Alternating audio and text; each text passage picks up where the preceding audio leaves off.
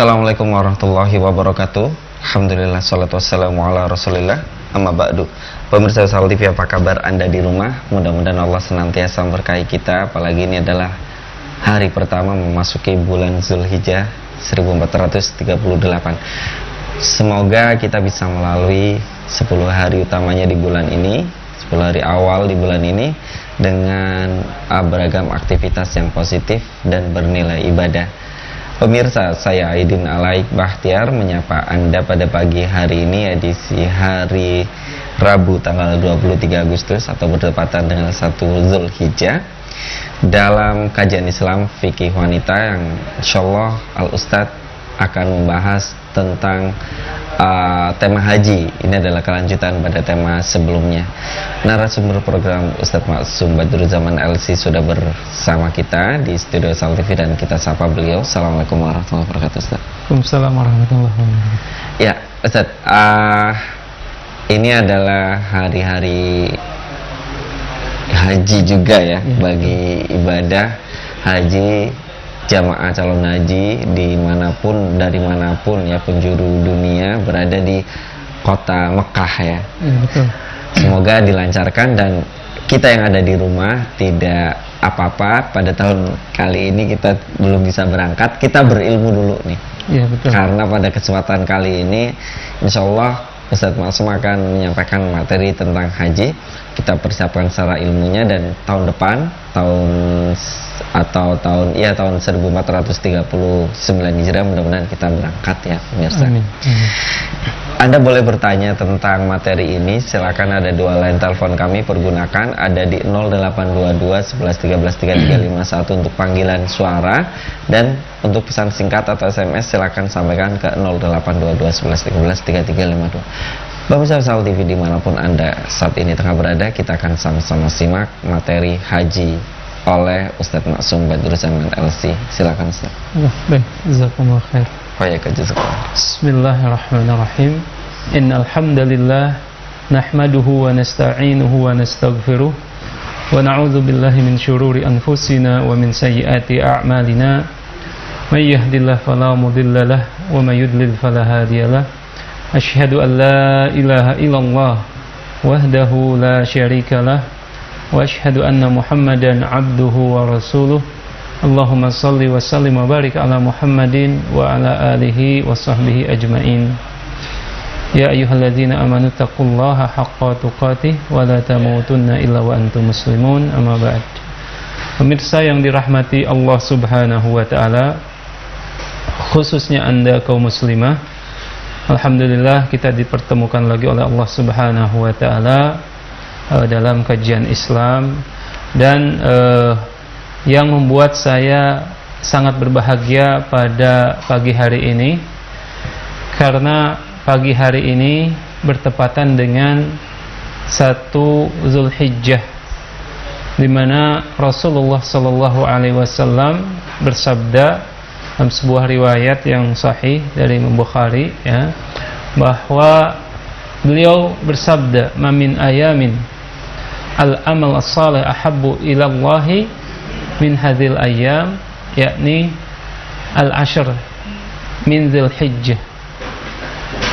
Kata beliau, tidak ada satu hari di mana, atau tidak ada hari-hari di mana amal saleh lebih dicintai oleh Allah Subhanahu wa taala kecuali di hari-hari ini, yaitu di 10 hari pertama bulan Zulhijjah. Oleh karena itu, ini yang menjadi motivasi saya secara pribadi, dan mudah-mudahan menjadi motivasi kita semua untuk melaksanakan kebaikan pada hari-hari ini. Dan mudah-mudahan kajian kita saat ini, terlebih lagi membahas tentang salah satu rukun Islam yang utama, yaitu haji, mudah-mudahan pertemuan kita kali ini dicatat sebagai salah satu amal yang paling dicintai oleh Allah Subhanahu wa taala. Amin ya Allah ya rabbal alamin. Kemudian pada pagi hari ini kita akan melanjutkan kajian kita tentang masalah haji. Kita telah membahas secara global pada pertemuan kemarin bahwa ibadah haji ini secara singkatnya memerlukan 6 hari saja. Saya akan ulangi sedikit.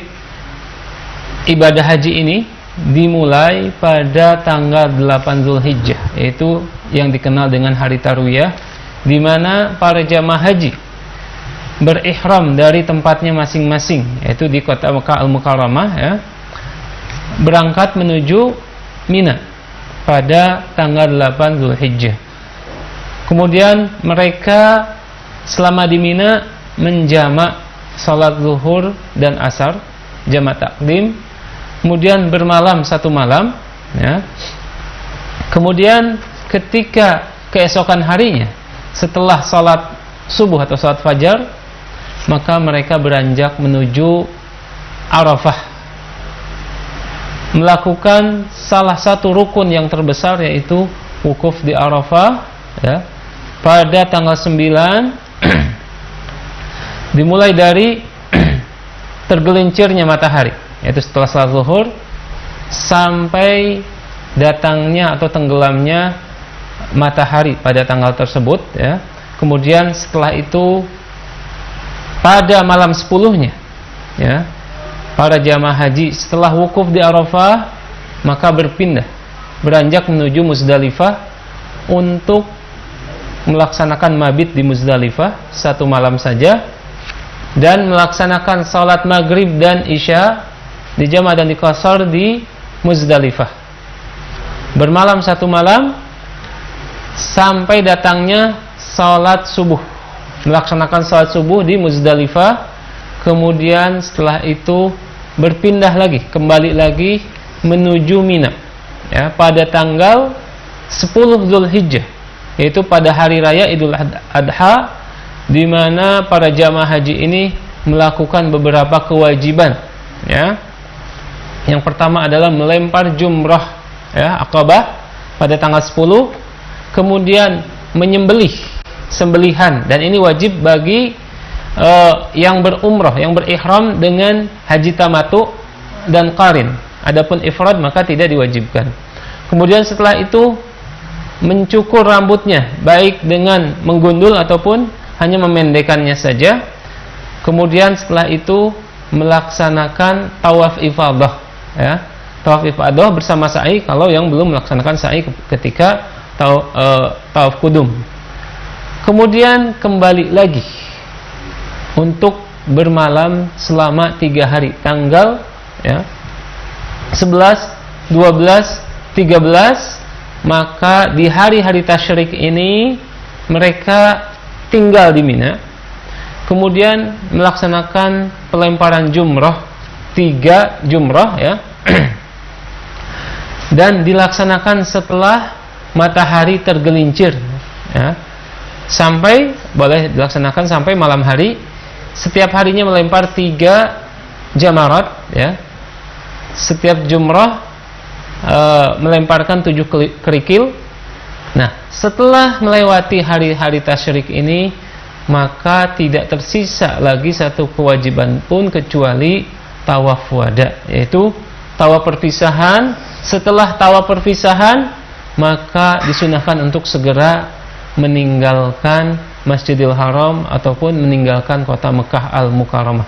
Jadi sehingga ketika seseorang melaksanakan safar yang dimulai tanggal 8 Zulhijjah, baru sampai kota Mekah, langsung menuju Mina, mengikuti ritual-ritual haji ini, dan kembali pada tanggal, ya, 13 setelah melempar jumrah yang 3, kemudian melaksanakan tawaf wada, kemudian kembali menuju tempatnya masing-masing.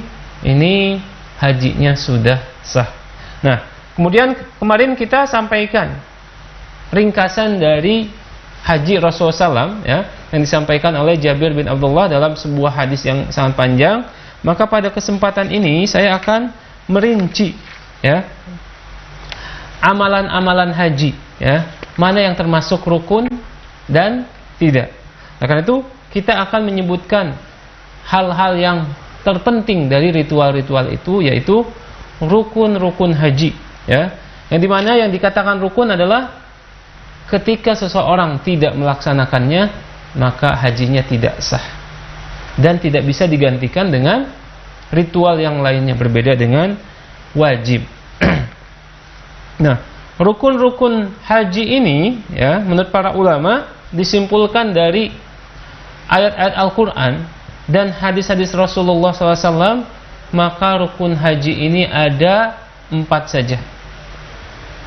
Yang pertama adalah ihram, ya. Kemudian adalah tawaf dan sa'i, ya. Kemudian yang selanjutnya adalah wukuf di Arafah. Ini 4 hal, ya. Ihram, tawaf, sa'i, dan wukuf di Arafah. Ini merupakan rukun haji yang tidak boleh ditinggalkan dan tidak bisa tergantikan, ya.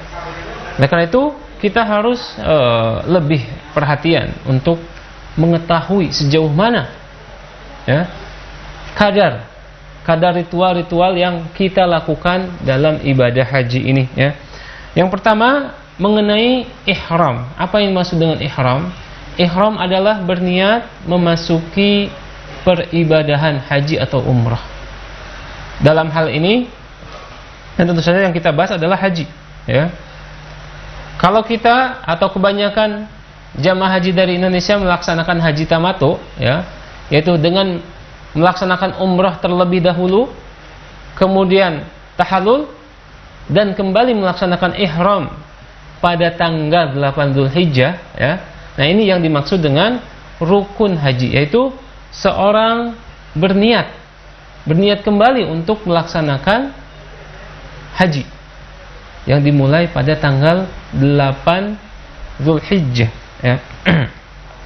Ini berkaitan dengan firman Allah Subhanahu wa taala, ya. Atau wa ma umiru illa liya'budullaha mukhlishina lahuddin.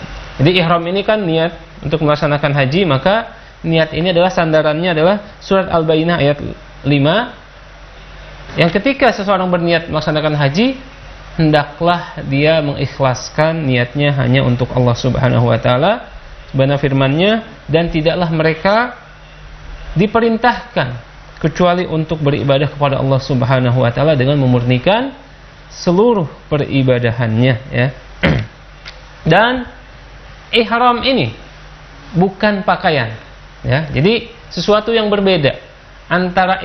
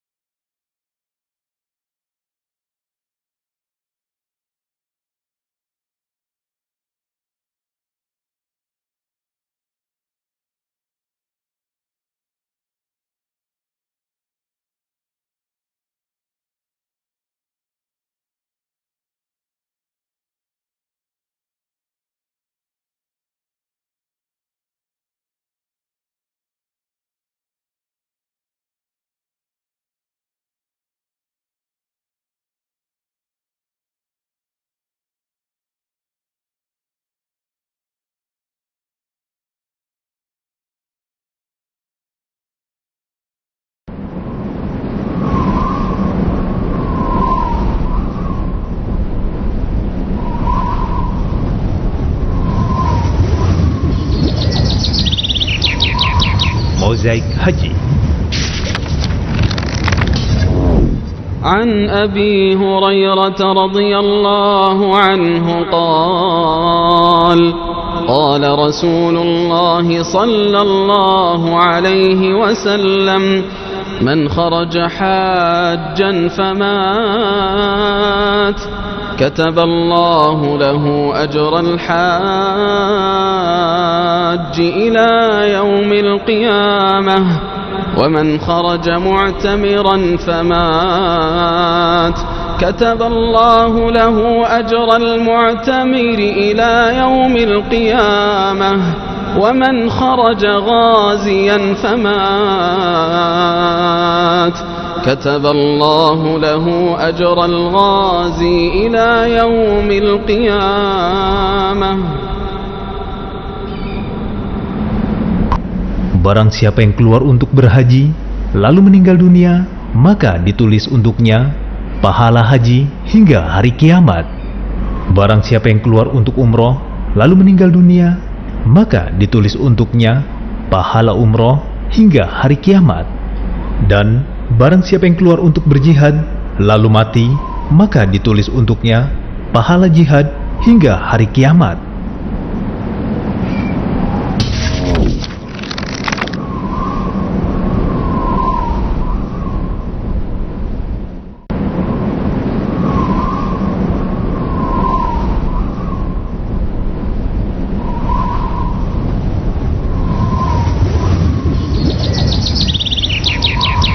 Mozaik Haji. وأتموا الحج والعمرة لله فإن أحصرتم فما استيسر من الهدي ولا تحلقوا رؤوسكم حتى يبلغ الهدي محله فمن كان منكم مريضا أو به أذى من رأسه ففدية من صيام أو صدقة أو نسك فإذا أمنتم فمن تمتع بالعمرة إلى الحج فما استيسر من الهدي فمن لم يجد فصيام 3 أيام في الحج و7 إذا رجعتم تلك 10 كاملة ذلك لمن لم يكن أهله حاضر المسجد الحرام واتقوا الله واعلموا أن الله شديد العقاب.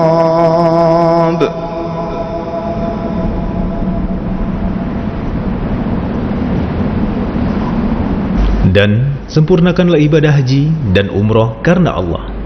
Jika kamu terkepung, terhalang oleh musuh, atau karena sakit, maka sembelihlah kurban yang mudah didapat. Dan janganlah kamu mencukur kepalamu sebelum kurban sampai di tempat penyembelihannya.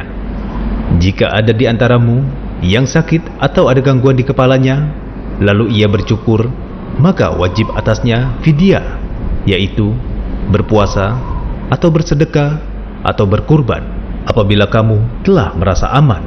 Maka bagi siapa yang ingin mengerjakan umroh sebelum haji di dalam bulan haji, wajiblah ia menyembelih kurban yang mudah didapat. Tetapi jika ia tidak menemukan binatang kurban atau tidak mampu, maka wajib berpuasa 3 hari dalam masa haji dan 7 hari lagi apabila kamu telah pulang kembali. Itulah 10 hari yang sempurna.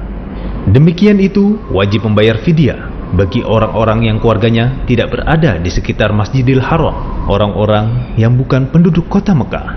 Dan bertakwalah kepada Allah dan ketahuilah bahwa Allah sangat keras siksaannya.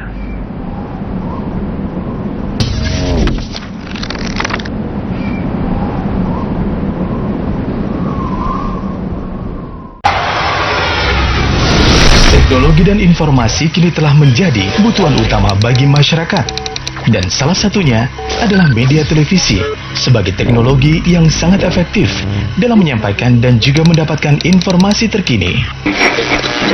Namun dewasa ini, media televisi yang seharusnya menjadi sarana edukasi bagi masyarakat berubah menjadi sarana yang tidak jarang merusak moral serta mental masyarakat. Dan tidak kurang masyarakat muslim yang banyak terkena dampaknya dari siaran-siaran yang tidak bermanfaat. Lalu bagaimana kita sebagai masyarakat membentengi diri kita dari pengaruh buruk tayangan TV yang tidak bermanfaat? Tentunya dengan pemahaman agama yang baik, insya Allah kita akan terlindungi dari pengaruh buruk tayangan televisi yang tidak bermanfaat. Wisal TV adalah TV keluarga. Pada asalnya, Ana pengen muazamah aja di halakoh-halakoh.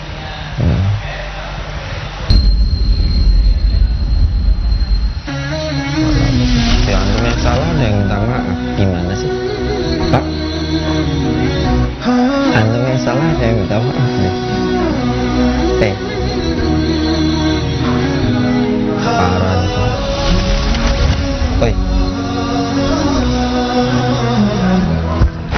berisik banget di situ.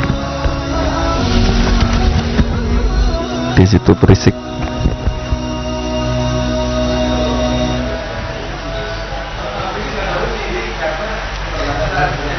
Pemirsa Usahul TV, kami mohon maaf dikarenakan ada gangguan teknis dan semoga kedepannya tidak ada lagi gangguan teknis ya.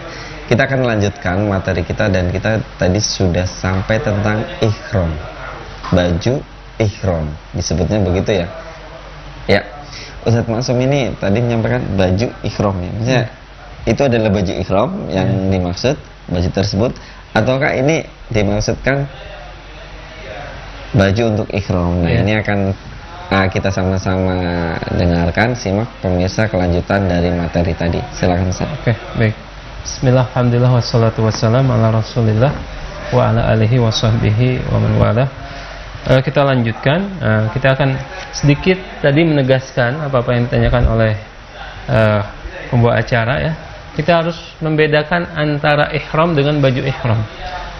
Ihram adalah kegiatan ritual, sedangkan baju ihram adalah baju yang dipakai ketika melaksanakan ritual tersebut. Jadi sebenarnya sesuatu yang berbeda. Seandainya seseorang melaksanakan ihram tanpa memakai baju ihram tersebut, pada asalnya sah, tetapi dia harus membayar dam atau denda. Tapi ketika seseorang memakai baju ihram tapi tidak melaksanakan ihram, ini tidak sah, karena yang dimaksud rukun adalah ihramnya, yaitu pekerjaannya, itu berniatnya ya. Nah, kemudian ihram ini harus dilakukan minimal ketika kita sampai di miqat. Saya sebutkan kemarin bahwa Mekah Al-Mukarramah ini dibatasi dengan miqat-miqat. Ketika Mekah ini adalah satu titik, maka dikelilingi oleh miqat-miqat yang telah ditentukan oleh Rasulullah SAW. Secara sederhana, miqat ini adalah tempat memulai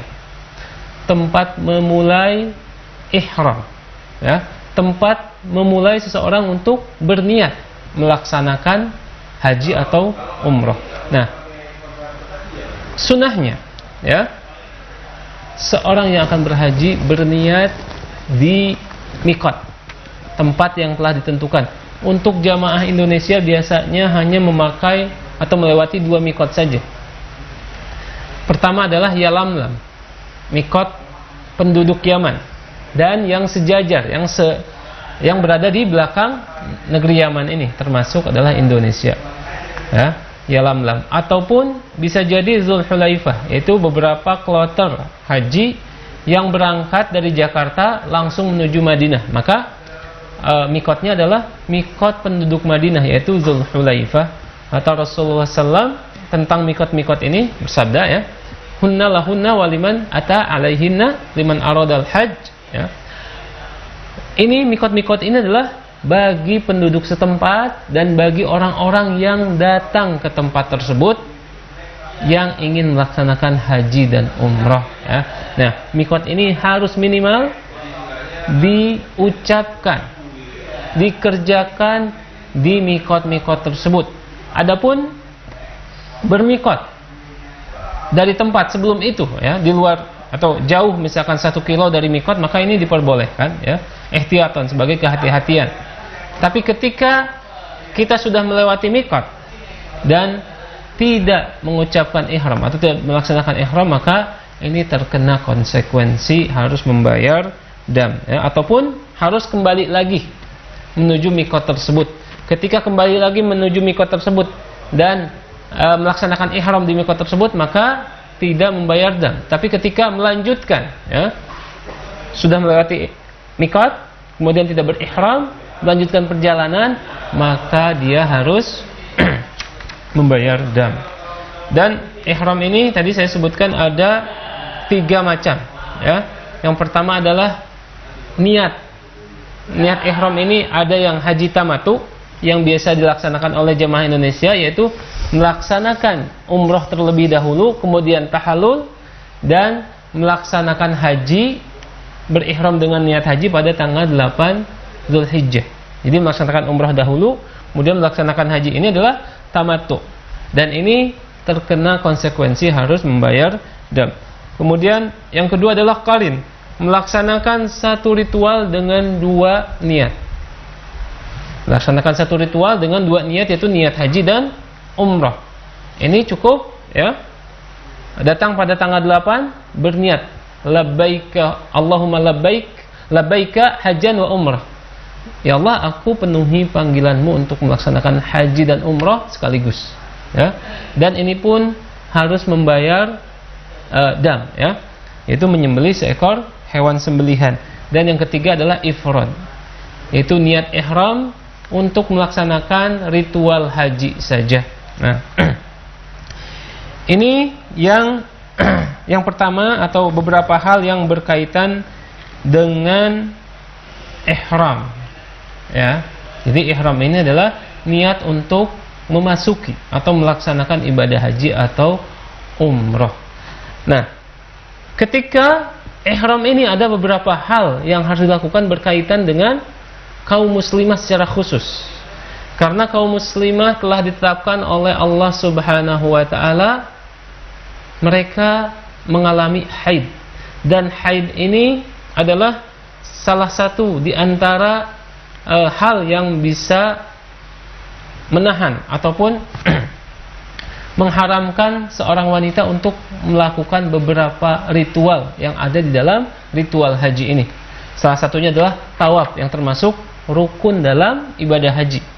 Oleh karena itu, Nabi Muhammad SAW telah memberi anjuran kepada seorang wanita ya, secara khusus yang berkaitan dengan haid, dan kepada umatnya secara umum yang berkaitan dengan penghalang melaksanakan ritual-ritual haji untuk bersyarat ketika melaksanakan ihram ini. Ketika berniat melaksanakan haji atau umroh ini, mereka memberikan atau semacam satu syarat, yaitu syarat yang dikenal dengan istilah istirat. Istirat ini yaitu suatu ungkapan ya, pengecualian dari seorang yang akan melaksanakan haji atau umrah ketika orang ini terhalang untuk menyempurnakan haji dan umrahnya, maka disitulah tempat dia untuk mengakhiri ibadah haji atau umrahnya ya.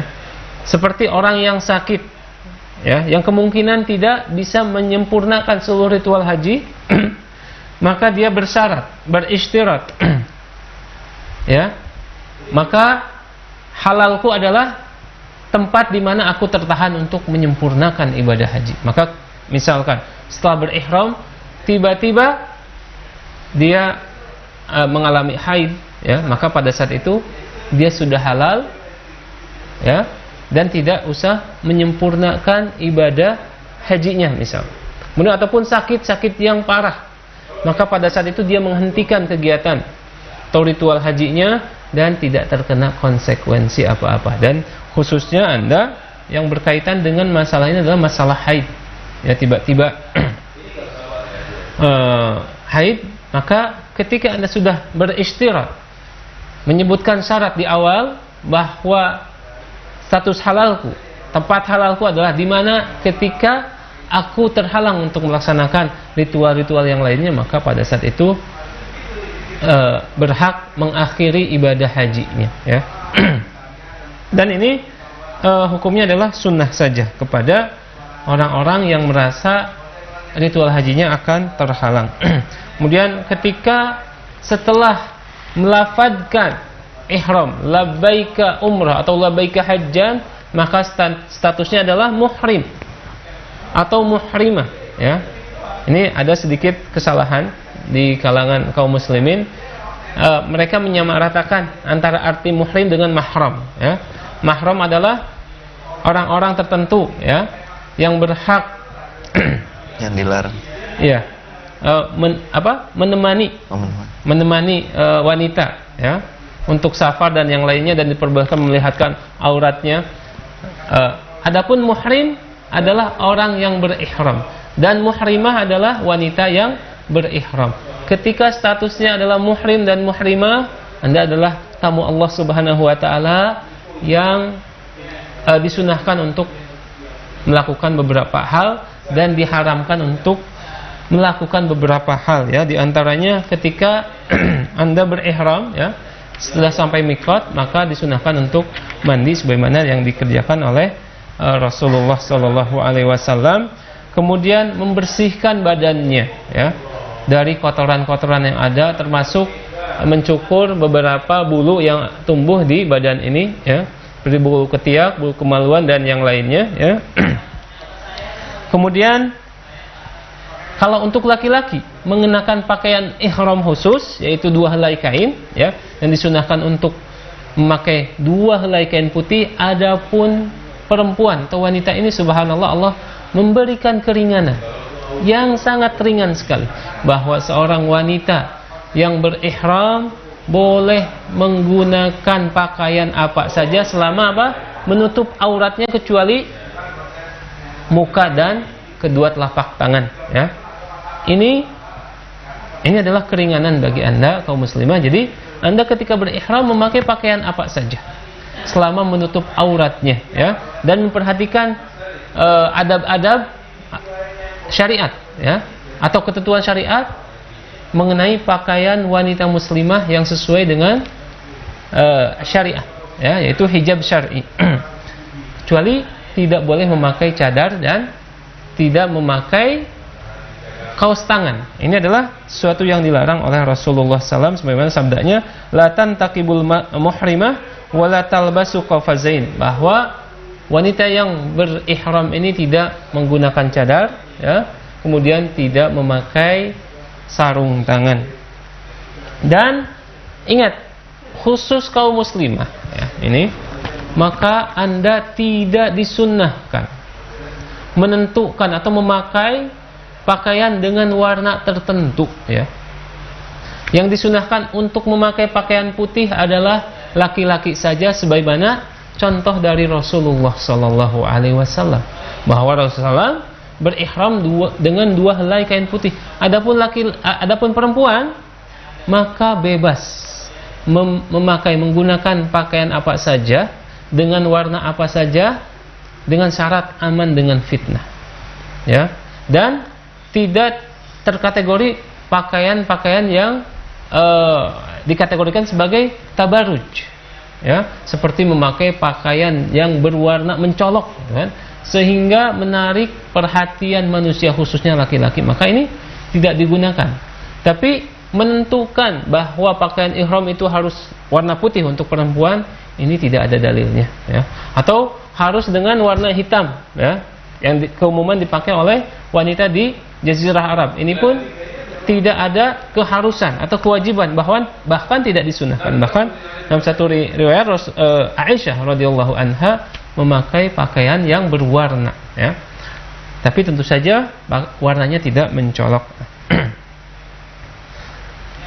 Kemudian diperbolehkan memakai pakaian berjahit, boleh memakai misalkan celana dalam dan yang lainnya berbeda, yang ditetapkan kepada kaum laki-laki, maka tidak boleh memakai pakaian lain kecuali 2 helai kain yang tadi. Kemudian ketika ihram ini disunahkan juga ketika bertalbiyah seorang perempuan mengangkat suaranya, yaitu batasannya apa? Teman yang ada di sekitarnya atau di sisinya mendengar suara wanita tersebut. Artinya tidak menghilangkan suaranya ketika talbiyah secara keseluruhan ya. Misalnya bertalbiyah dengan suara di hati saja ya. Ini tidak terdapat keterangan dari Rasulullah sallallahu alaihi wasallam. Bahkan dalam sebuah hadis, ja'ani Jibril, pada Rasulullah, Jibril itu datang dan memerintahkan kepada para sahabat ini agar mereka mengangkat suaranya. Termasuk dalam masalah ini adalah wanita, tetapi berbeda ya sifatnya antara laki-laki dan wanita. Laki-laki mengangkat suaranya dengan keras, adapun wanita cukup ya, teman di samping kiri dan kanannya mendengar suaranya. Dan ini yang dipilih oleh Syekh Islam Ibn Taimiyah ya. Kemudian disunahkan juga ketika ihram ini memperbanyak berzikir kepada Allah Subhanahu wa taala, bertasbih, bertahmid, bertahlil selain memperbanyak talbiyah. Nah, ini adalah sunnah-sunnahnya. Kemudian apa yang diharamkan ketika ihram, ya? Yang pertama adalah larangan yang membatalkan haji, ya. Ini adalah larangan berjima atau berhubungan seksual. Ketika seseorang sudah berihram, menyebutkan labaika hajjan, maka dia terlarang untuk melakukan hubungan seksual. Ketika melakukan hubungan seksual, maka hajinya tidak sah, batal, ya. Dan dia harus menyempurnakan hajinya tersebut, ritual-ritualnya, kemudian menyembelih seekor unta sebagai fidyahnya, ya, sebagai dendanya. Kemudian dia harus melaksanakan, mengqadha hajinya di tahun yang akan datang. Ini adalah larangan yang sifatnya membatalkan haji atau larangan berat. Adapun yang selainnya termasuk kategori larangan-larangan, yaitu tapi tidak membatalkan haji dan umroh. Sifatnya larangan tapi masih bisa digantikan dengan denda. Ketika membayar denda, maka hajinya masih tetap sah, ya. Seperti misalkan wanita yang memakai cadar dan memakai 2 sarung tangan, ya. Kemudian memakai wewangian setelah ihram, ini pun suatu yang larangan tapi tidak membatalkan dan wajib baginya untuk membayar dam atau fidyah. Kemudian memotong rambut, ya, atau memotong kuku, ini pun termasuk kategori larangan-larangan ihram yang tidak membatalkan, cukup membayar dam saja. Kemudian bercumbu rayu, artinya tidak sampai melakukan hubungan seksual tapi baru berkata rayuan-rayuan saja, ya, pemanasan saja, maka ini hukumnya adalah tidak membatalkan tapi dia melanggar larangan-larangan ihram sehingga membayar dam.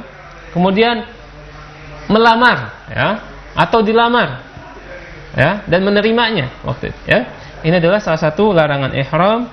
Kemudian melakukan hal-hal yang berbau maksiat, dan di sini disebut Allah Subhanahu wa taala, fala rafasa wala fusuqa wala jidala fil hajj. Kalau seorang ingin melaksanakan haji, maka fala rafas, tidak melakukan hubungan seksual, tidak berbuat fasik, dan tidak berjidal.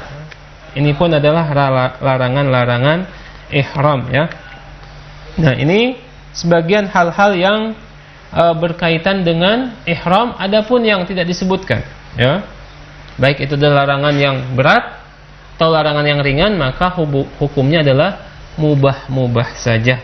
Seperti misalkan mandi, ya, setelah ihram sampai di Mekah maka ingin mandi karena gerah atau mengganti baju, dan ini adalah sesuatu yang mubah dan tidak berpengaruh kepada keabsahan haji Anda. Kemudian rukun yang kedua, ya, yang harus diketahui bahwa rukun yang kedua adalah tawaf. Seandainya seseorang, ini yang dimaksud adalah tawaf ifadah. Tawaf ifadah yaitu yang dilakukan setelah seseorang melempar jumrah aqabah, ya, setelah melempar jumrah aqabah, setelah menyembelih sembelihan, setelah memotong rambutnya, maka para jamaah haji melakukan rukun yang kedua, yaitu adalah tawaf ifadah. Tawaf ifadah itu biasanya dilakukan pada tanggal 10 Zulhijjah atau setelahnya, ya. Maka ini adalah rukun yang ketika ditinggalkan, ya, maka hajinya tidak sah. Ini adalah sesuatu yang harus diperhatikan. Dalilnya apa? Hadis tentang Sofiyah. Sofiyah ketika berhaji bersama Rasulullah sallallahu alaihi wasallam, maka Sofiyah ini haid, ya, haid. Maka ditanya kepada Aisyah, apakah Sofiyah ini akan menahan kami untuk pulang? Artinya kan setelah ritual haji ini Rasulullah SAW akan pulang ke Madinah, kemudian mendengar bahwa Sofiyah haid, apakah dia akan menahan kami untuk pulang ke Madinah? Kemudian dijawab oleh Aisyah bahwa sesungguhnya Sofiyah ini haid tetapi sudah melaksanakan tawaf ifadah, ya. Oleh karena itu Rasulullah SAW memerintahkan Sofiyah ini untuk segera pulang atau keluar dari ritual haji, karena rukunnya sudah dia selesaikan, yaitu tawaf ifadah. Tawaf ifadah ini adalah sama ritualnya seperti tawaf umrah, ya, tawaf sunnah dan tawaf kudum, yaitu mengelilingi Ka'bah sebanyak 7 putaran, ya, dimulai dari Hajar Aswad dan berakhir di Hajar Aswad. Ini adalah rukun haji, ya, yang tidak boleh ditinggalkan. Adapun tawaf kudum, ya, tawaf kedatangan, ini hukumnya adalah sunnah, ya. Kemudian tawaf wada hukumnya adalah wajib. Wajib ini adalah tidak mencapai derajat rukun. Ketika ditinggalkan masih bisa diganti dengan yang lain, yaitu dengan dam. Kemudian dikatakan tawaf ini sah ketika menutup aurat, ya. Kemudian dimulai dari Hajar Aswad dan berakhir di Hajar Aswad.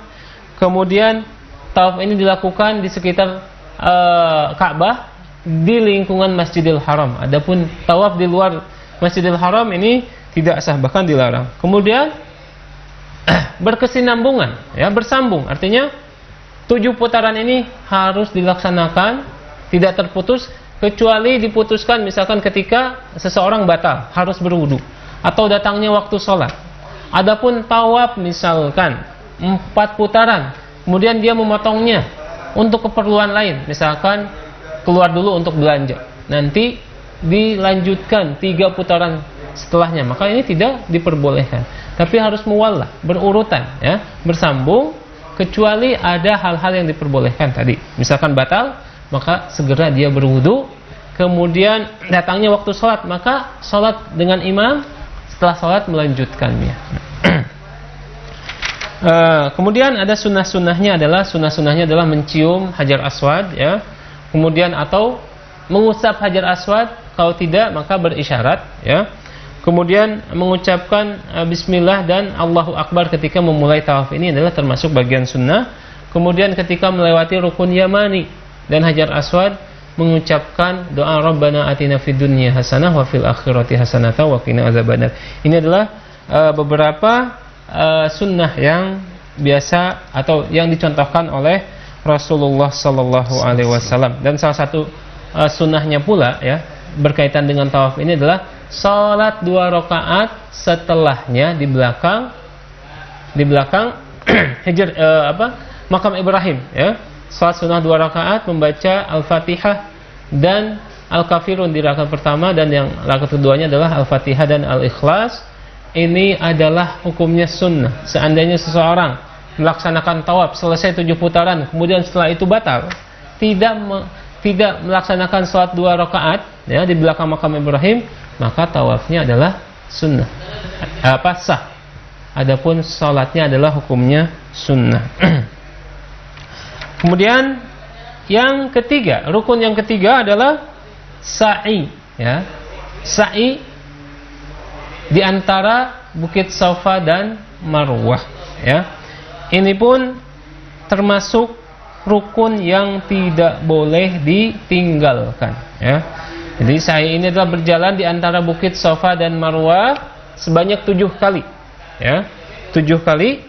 Ini berkenaan dengan firman Allah Subhanahu wa taala, "Inna Safa wal Marwata min sya'airillah." Sesungguhnya Safa dan Marwah adalah salah satu dari syiar-syiar Allah Subhanahu wa taala. Kemudian sabda Rasulullah SAW, "Is'au fa innallaha kataba 'alaikumus sa'i." Maka laksanakanlah sa'i, ya. Karena sa'i itu adalah sesuatu yang diwajibkan kepada kalian yang melaksanakan ibadah haji, ya. Ini diriwayatkan oleh dalam Sahih Muslim, ya. Diriwayatkan oleh Imam Ahmad. Nah, jadi sa'i ini adalah salah satu rukun yang tidak boleh ditinggalkan. Kemudian berkaitan dengan sa'i ini adalah sunnah-sunnahnya adalah berzikir ketika sampai di Bukit Safa dan Marwah, ya, dengan zikir-zikir yang dicontohkan oleh Rasulullah SAW. Kemudian ketika berdoa menghadapkan badan, ya, wajah kita ke arah Ka'bah, ini pun adalah salah satu sunnah, ya. Kemudian ketika berjalan, ya, melewati kawasan hijau, ya, ini disunnahkan bagi laki-laki untuk berlari-lari di situ. Adapun perempuan maka tidak disunahkan seperti itu, dan disunahkan juga memperbanyak zikir, doa ketika berjalan antara Bukit Safa dan Marwah, ya. Kemudian yang selanjutnya rukun yang keempat dan rukun yang terakhir, dan ini adalah rukun yang terpenting dari ibadah haji, yaitu wukuf di Arafah. Ya, seperti saya sebutkan bahwa dalam pertemuan kemarin, wukuf ini adalah berdiam diri di Arafah pada tanggal 9 Zulhijjah, ya. Dikatakan sah, ya, wukuf di Arafah sah walaupun dia hanya melewati Arafah, walaupun di atas kendaraannya, tapi harus berniat bahwa itu adalah wukuf, di mana seseorang mendekatkan diri kepada Allah Subhanahu wa taala ketika wukuf, berdoa kepada Allah Subhanahu wa taala, memohon ampun kepada Allah Subhanahu wa taala, ya. Maka walaupun hanya sejenak saja, maka ini hajinya sah, ya. Kata Rasulullah SAW bersabda dalam sebuah hadis, Al-Hajju Arafah. Al-Hajju Arafah, ya, diriwayatkan Imam Abu Daud dan Tirmizi, hadisnya sahih. Kata Rasulullah, haji itu intinya adalah wukuf di Arafah, ya. Dan Arafah ini dimulai waktunya, ya, dari tanggal 9, ya, sampai berakhirnya ataupun berakhir ketika terbitnya matahari di tanggal 10-nya, ya. Ini pendapat yang kuat di kalangan para ulama, dan dikuatkan dengan salah satu dalil hadis Rasulullah SAW yang diriwayatkan oleh Imam Tirmizi, ya, dan hadisnya hadis hasan sahih, tentang seorang sahabat yang bernama Urwah bin Mudarris, bahwa beliau terlambat datang ke Arafah, ya, datang ke Arafah tapi malam hari. Maka dia mengadu kepada Rasulullah SAW.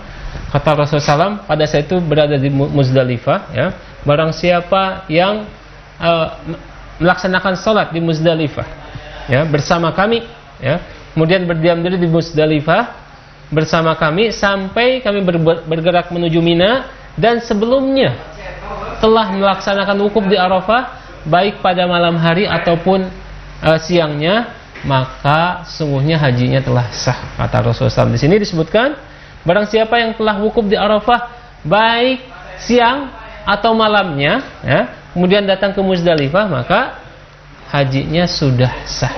Karena itu sudah melakukan rukun yang terbesar, ya. Nah, ini adalah rukun-rukun haji yang disepakati oleh para ulama. Jadi saya ulang, ya. Yang pertama adalah ihram, yang kedua adalah tawaf ifadah, yang ketiga adalah sa'inya, yang keempat adalah wukuf di Arafah.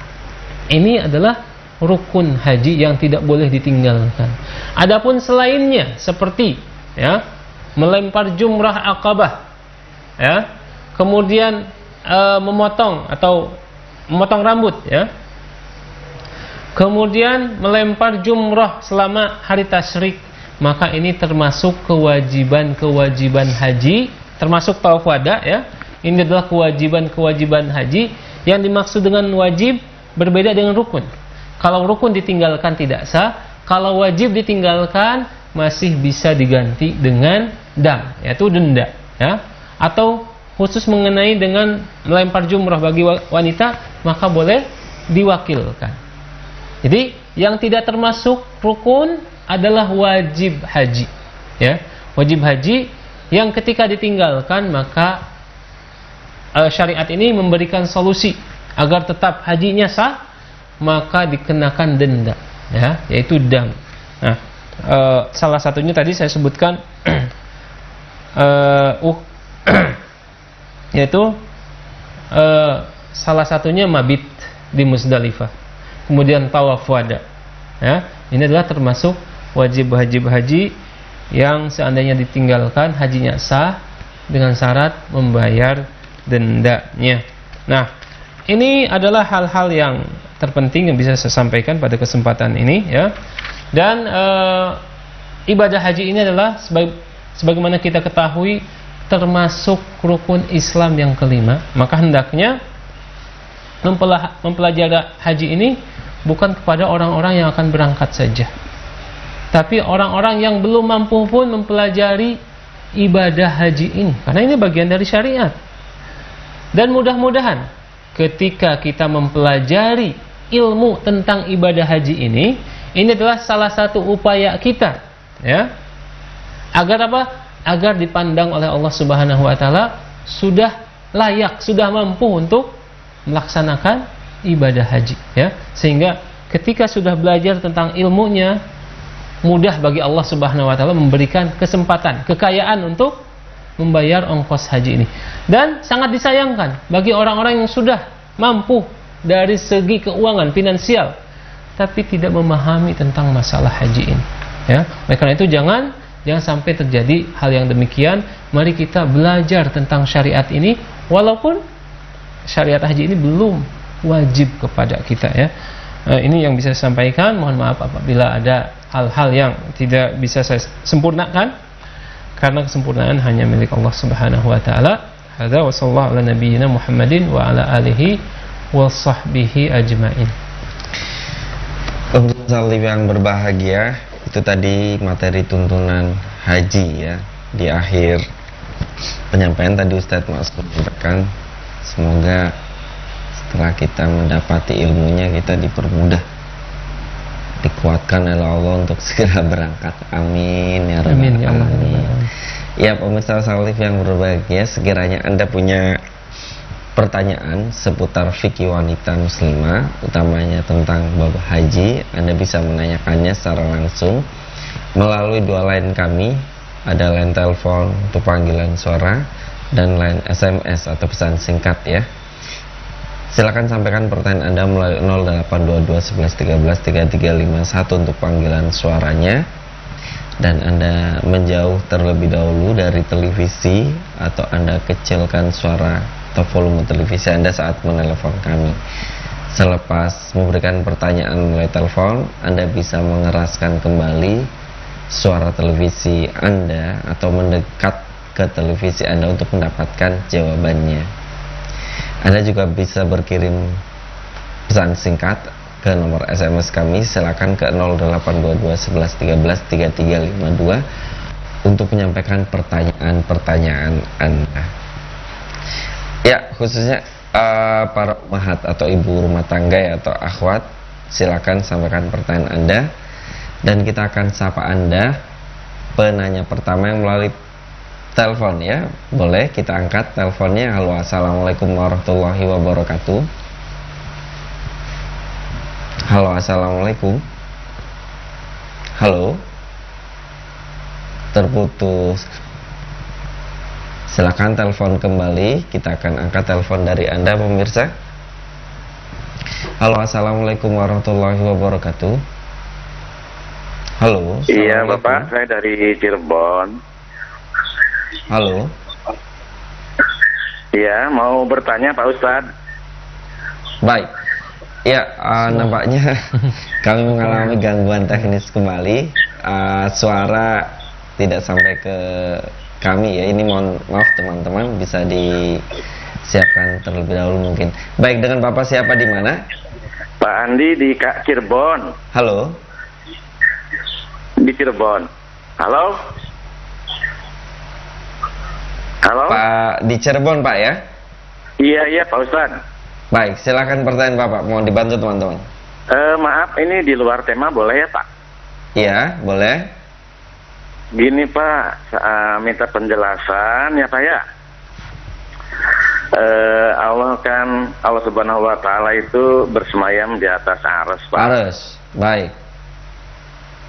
Iya. Terus? Kan Allah itu makhluk Pak, sedangkan arsy itu Allah itu khalik. Iya. Kalau arsy itu makhluk. Ini gimana pemikiran kami ini, masa khalik masih bergantung ke makhluk Pak? Baik, ini sebenarnya banyak syubhat seperti ini ya. Baik, Ustaz, cukup jelas ya. Terima kasih. Assalamualaikum warahmatullahi wabarakatuh. Waalaikumsalam warahmatullahi wabarakatuh. Silakan Ustaz. Oke, baik. Bismillah, alhamdulillah, wassalatu wassalamu ala rasulillah wa ala alihi wasahbihi ajma'in. Pertama, jangan mencukupkan jawaban dari saya ya. Yang kedua, tentang masalah asma wa sifat, ini hukumnya adalah tauqifiyah karena berkaitan dengan gaib. Jadi artinya kalau bahasa sederhananya, kita hanya beriman dengan apa yang Allah kabarkan ya, tanpa artinya mengakali, menjadikan akal kita ini sebagai sumber atau sandaran pokok ya. Karena banyak sekali hal-hal yang tidak bisa dijangkau oleh akal kita, karena ini menunjukkan bahwa akal kita ini lemah. Salah satunya saya contohkan organ yang ada dalam tubuh kita, mata. Mata ini adalah suatu organ yang sangat luar biasa, bisa merekam, melihat apa-apa yang kita lihat secara langsung. Tapi mempunyai kelemahan. Kelemahan apa? Ketika mata ini terhalang ya, walaupun jaraknya dekat, maaf saya contohkan, saya di depan saya ini ada kamera ya, tapi ketika mata saya terhalang dengan buku ini, walaupun jaraknya sangat dekat, maka mata saya tidak bisa menjangkau kamera tersebut. Begitu pula dengan akal kita.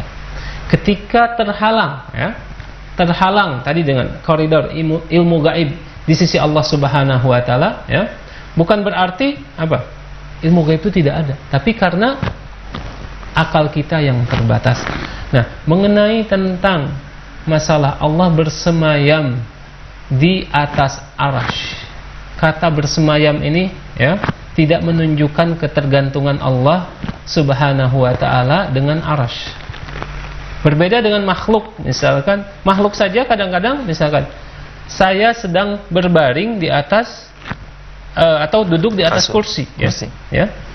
Belum tentu saya ini tergantung pada kursi, membutuhkan kursi. Bisa saja saya duduk di tempat yang lain, karena pada asalnya saya tidak membutuhkan kursi ya.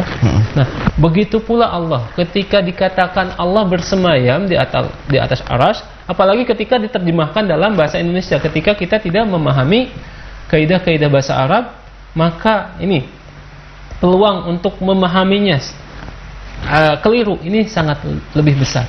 Karena bersemayam ini berbeda tadi dengan berbaring dengan yang lain, dan disesuaikan dengan keagungan Allah Subhanahu wa taala ya.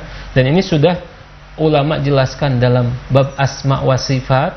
Kemudian ittihad samanya sebuah perkataan bisa jadi maknanya berbeda ya, tidak mengandung konsekuensi, maknanya sama. Seperti misalkan katakanlah kepala manusia dengan kepala hewan sudah berbeda. Ya, tapi namanya kepala. Namanya kepala sama. Seperti misalkan pekerjaan ya, pekerjaan. Tadi manusia bisa bersemayam, disebutkan bersemayam gitu ya. Allah bersemayam, tapi antara Allah dan makhluknya itu ada perbedaan yang sangat besar. Ini yang terlihat saja perbedaannya sangat besar.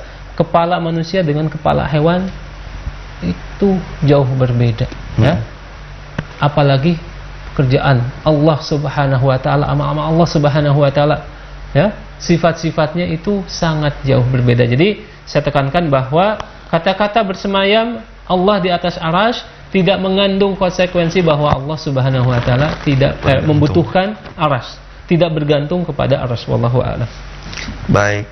Iya Pak ya, jadi demikian jawabannya. Ini tauqifiyah, artinya berdasarkan dalil.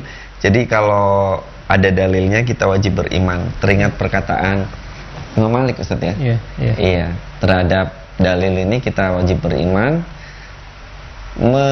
Bagaimana bersemayamnya, kaifiyahnya itu kita majhul, tidak tahu. Kita serahkan kepada Allah Subhanahu. Tapi kalau bertanya ini hal baru dalam agama. Kalau bertanya bagaimana, ini merupakan hal baru dalam agama atau disebut bid'ah. Baik, terima kasih pertanyaannya Pak. Kita ke penanya berikutnya. Silakan bagi Anda yang ingin menelepon ke 082211133351. Halo, assalamualaikum warahmatullahi wabarakatuh. Halo. Assalamualaikum. Waalaikumsalam warahmatullahi wabarakatuh. Dengan Ibu siapa di mana, Ibu? Dengan Ibu Asmi dari Bukit Tinggi. Di Bukit Tinggi. Silakan Ibu pertanyaannya. Ya, begini Ustaz. Ya, silakan. Assalamualaikum Ustaz. Waalaikumsalam warahmatullahi wabarakatuh. Oh, saya Iya. pergi haji tahun 2012 Iya. bersama suami. Iya. Suami itu pergi itu dalam keadaan sakit, tapi karena pergi bersama dengan travel, bukan dengan haji biasa, dengan travel. Ya. Jadi kalau pergi tidak masalah betul. Suami saya sebenarnya gagal ginjal, berangkat tahun 2012. Ya. Terus setelah di sana berada 26 hari, mau tawaf wada, mau tawaf ifadah, suami saya itu sudah pingsan. Jadi akhirnya dia sadar, semalam 8 jam dia pingsan, besok pagi mau tawaf ifadah. Terus masih bisa tawaf wada, dia pagi dengan kursi roda akan pergi. Ya. Nah, terus kemudian setelah itu kan besoknya lagi mau tawaf wada. Ya. Iya.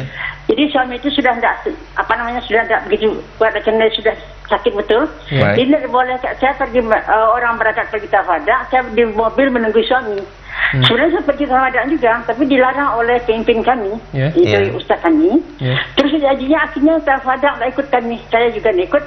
Suami juga tidak ikut tawaf-wada karena menunggu suami di mobil mau pulang ke bandara lagi. Terus jadi akhirnya tawaf-wada. Jadi saya kata bagaimana itu, saya bilang ada apa-apa kata ustaz itu, tidak usah ibu ikut tawaf-wada.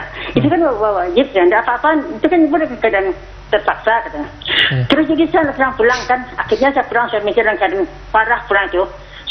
Menurut pendapat saya sudah makan dan minum 3 hari, tidak makan minum. Saya pulang ke Indonesia, tidak makan dan minum, bermalam di Dubai, bermalam lagi di Jakarta, dalam keadaan kondisi saya sudah sangat parah betul. Tapi alhamdulillah izin Allah sampai ke Sumatera Barat. Terus di sini kan tawaf-wada ada kedua kami itu. Terus jadi tahun saya meninggal 2 bulan berada di Indonesia, saya meninggal di Solo, di Solo.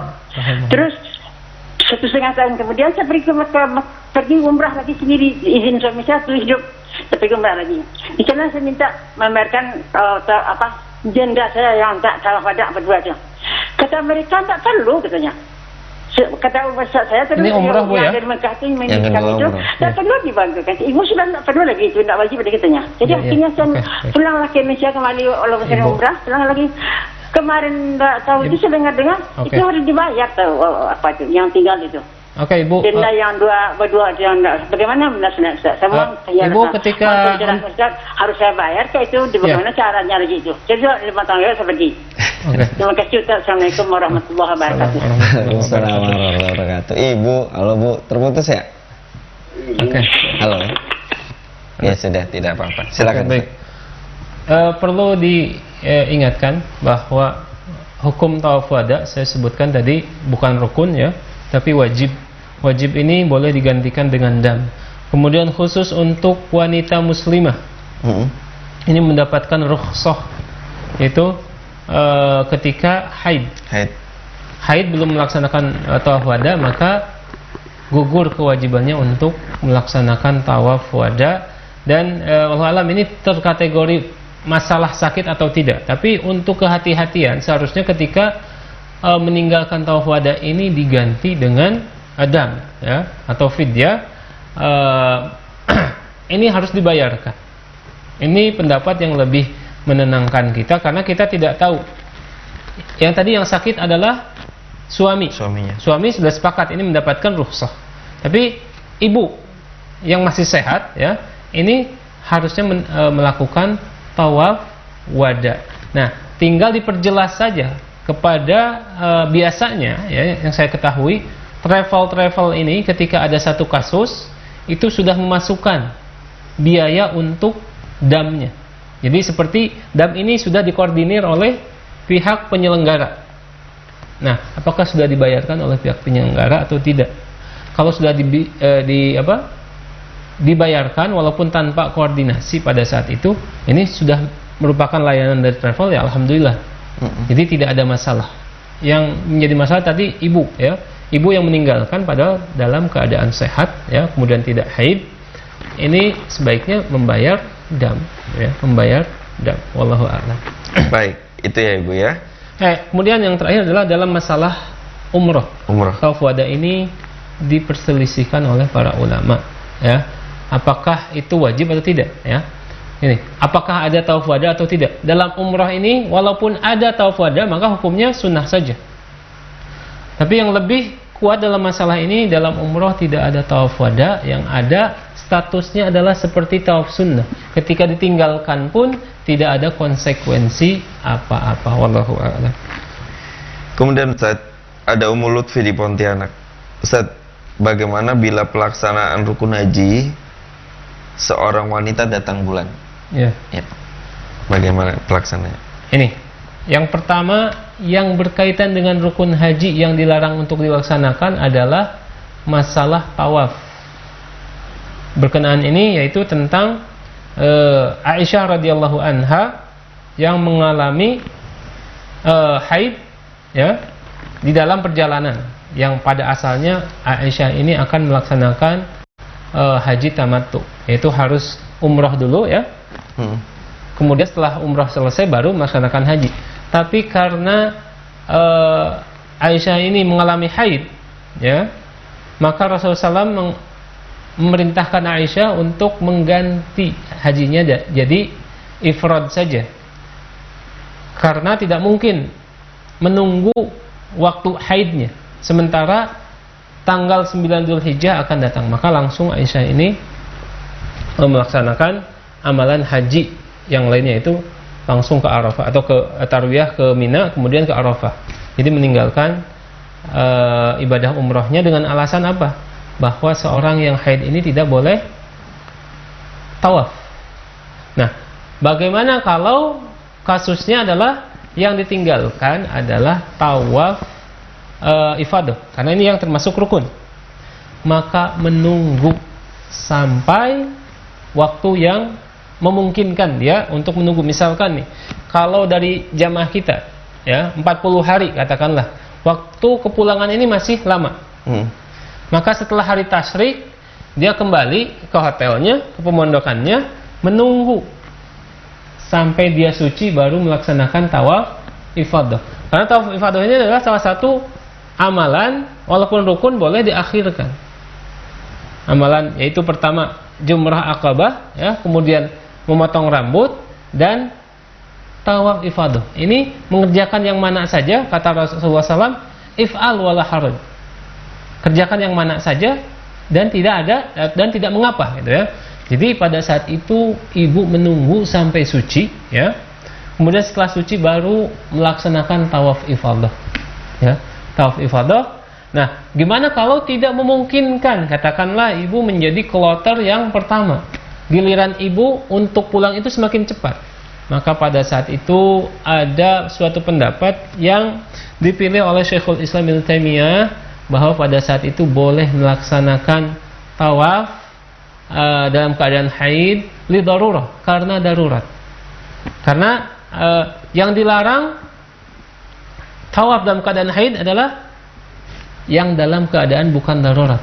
Tapi ini darurat karena kalau dia tidak melaksanakan dia akan pulang dan ditinggalkan oleh rombongannya. Maka pada saat itu ya, ibu tawaf dalam keadaan haid, sa'i ya. Adapun tawaf wada'nya maka gugur kewajibannya karena itu adalah hanya wajib saja. Nah, ini adalah salah satu pendapat yang dipilih oleh Syekhul Islam Ibnu Taimiyah, diperbolehkan untuk tawaf dalam keadaan haid karena darurat. Wallahu a'lam. Baik, itu jawabannya Ibu Ummul Lutfi ya di Pontianak. Baik. Assalamualaikum warahmatullahi wabarakatuh. Ustaz, dari 0811299 sekian. Solusi ketika cadar dilarang saat ihram, Ustaz. Ya. Padahal cadar sudah mendarah daging dari kecil digunakan. Begitu malunya kita bermudah-mudah melepasnya. Ini bagaimana solusinya, Ustaz? Ya. Ini suatu masalah yang dikhilafkan oleh para ulama ya. Dalam masalah ini ada beberapa ulama yang tetap memperbolehkan, tapi saya lebih memilih pendapat yang rajih sebagaimana dipilih oleh penulis dalam buku ini, bahwa cadar ini harus dilepas ketika berihram. Dan diriwayatkan bahwa Ummul Mukminin ya, atau sebagian wanita sahabat Nabi SAW menceritakan ya kepada kita bahwa pada umat ini ya, bahwa mereka ketika melepas cadar, kemudian ada satu rombongan kafilah melewati mereka, maka mereka menutupi wajahnya dengan jilbabnya.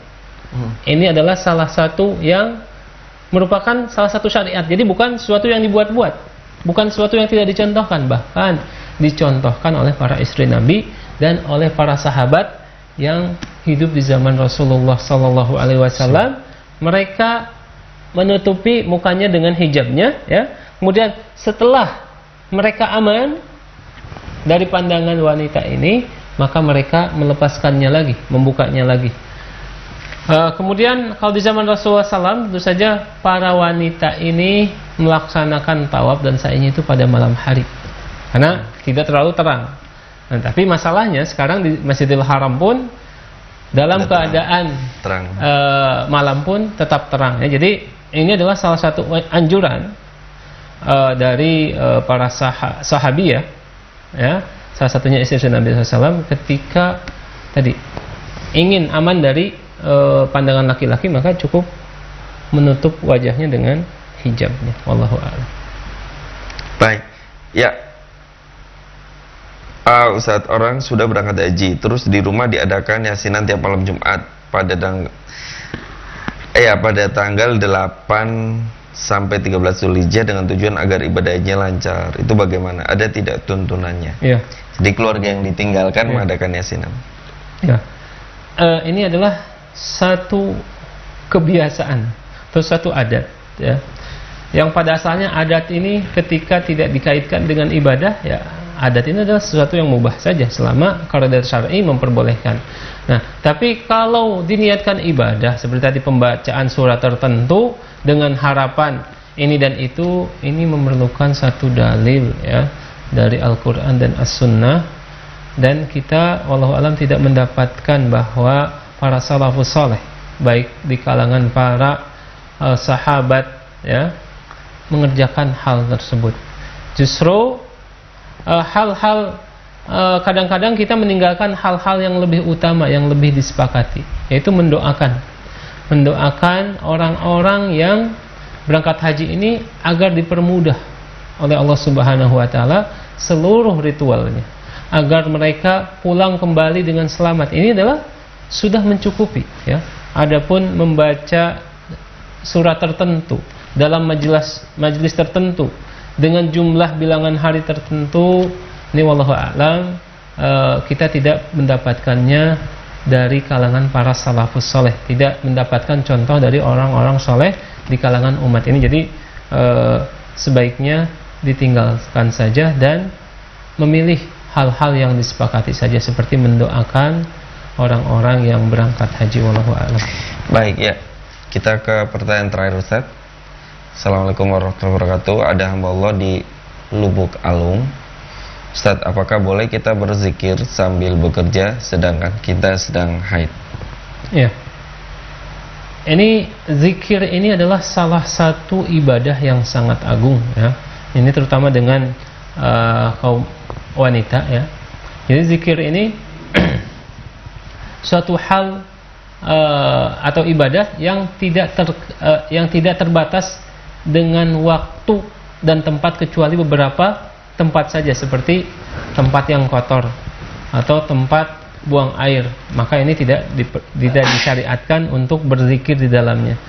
Adapun sambil bekerja, ini adalah sesuatu yang baik, ya, untuk mengisi kekosongan waktu kita, terutama ketika misalkan kita berkendaraan, apakah memakai motor atau memakai mobil, maka pada saat itu adalah salah satu hal yang baik ketika perjalanan ini diisi dengan berzikir kepada Allah Subhanahu wa taala, ya.